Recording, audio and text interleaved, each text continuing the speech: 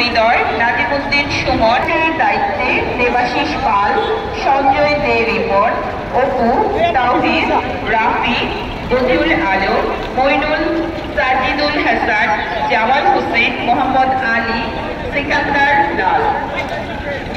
সাধারণ জনগণের দৃষ্টি আকর্ষণ করছি, আপনাদের সহযোগিতা না পেলে আমাদের আনন্দ শোভাযাত্রায় স্বতঃস্ফূর্ত অংশগ্রহণকারী সকলের অসুবিধা হবে।